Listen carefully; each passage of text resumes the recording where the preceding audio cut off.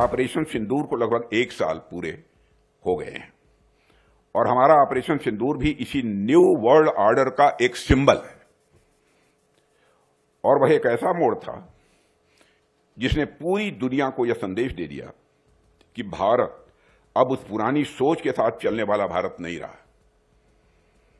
जहां हमारी धरती पर आतंकी हमले हों और हम केवल डिप्लोमेटिक होकर बयान जारी करते रहें। मनसा वाचा कर्मणा आगे बढ़ते हुए हमने कर्मणा भी अपने फॉर्म कमिटमेंट को दिखाया है और पूरी दुनिया ने उसे देखा है।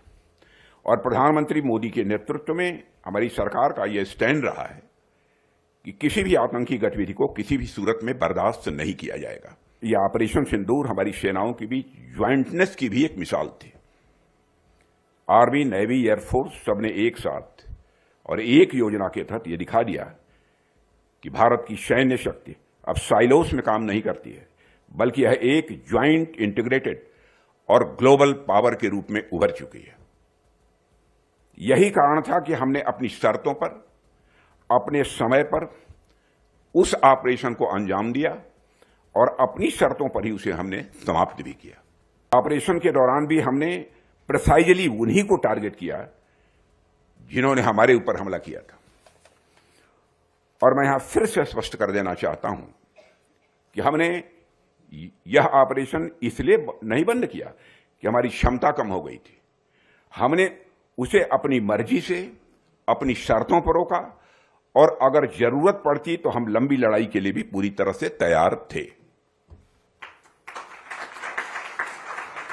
और हमारी सर्ज कैपेसिटी, यानी अचानक जरूरत के समय क्षमता विस्तार करने की ताकत भी हमारे पास मौजूद थी ही नहीं, बल्कि अभी भी है और पहले से और अधिक दुरुस्त है।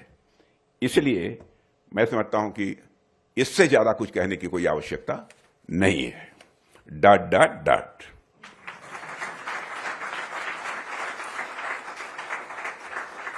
और मित्रों, हमारे मिलिट्री इंडस्ट्रियल कॉम्प्लेक्स ने भी समय समय पर यह साबित किया है कि वह केवल शांतिकाल की जरूरतों के लिए नहीं, युद्धकाल की तेज आपूर्ति के लिए भी वह तैयार है। हालांकि उस बीच हमें न्यूक्लियर हमले तक की धमकी दी गई, लेकिन हम उस ब्लफ में नहीं आए। हमने उन धमकियों को नकारते हुए, कोई तवज्जो न देते हुए वही किया जो करना था, जो राष्ट्र हित में जरूरी था। और यही है न्यू वर्ल्ड ऑर्डर, यानी नई दुनिया का नया भारत। और यह वह भारत है जो दुनिया को बता रहा है कि टेररिज्म और उसके स्पॉन्सर्स के बीच कोई अंतर नहीं किया जाएगा। टेररिज्म और उसके स्पॉन्सर के बीच कोई अंतर नहीं किया जाएगा।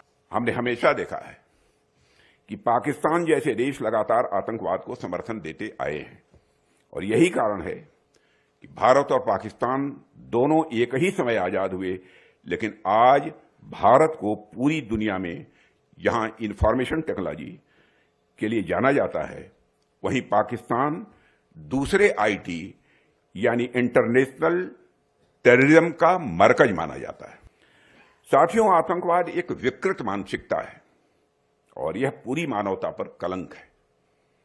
आतंकवाद के खिलाफ लड़ाई सिर्फ सुरक्षा से जुड़ा हुआ यह सवाल नहीं है, यह मानवता के मूलभूत मूल्यों की रक्षा की यह लड़ाई है। यह उस बर्बर सोच के खिलाफ लड़ाई है जो सभी मानवीय मूल्यों के खिलाफ है। हमने देश में और विदेशों में भी भारत की इस सोच को पूरी ताकत के साथ रखा है। साथियों, जब तक आतंकवाद है, यह हमारी सामूहिक शांति, विकास और समृद्धि को चुनौती देता ही रहेगा। कई बार आतंकवाद को मजहबी मुलम्मे में लपेटकर या किसी हिंसक विचारधारा से जोड़कर उसे जायज ठहराने का भी प्रयास किया जाता है। मैं मानता हूं कि यह बहुत ही खतरनाक है, बहुत ही डेंजरस है और यह एक प्रकार से आतंकवादियों को कवर फायर देने जैसा है ताकि वो अपने लक्ष्य की तरफ धीरे धीरे आगे बढ़ते रहें।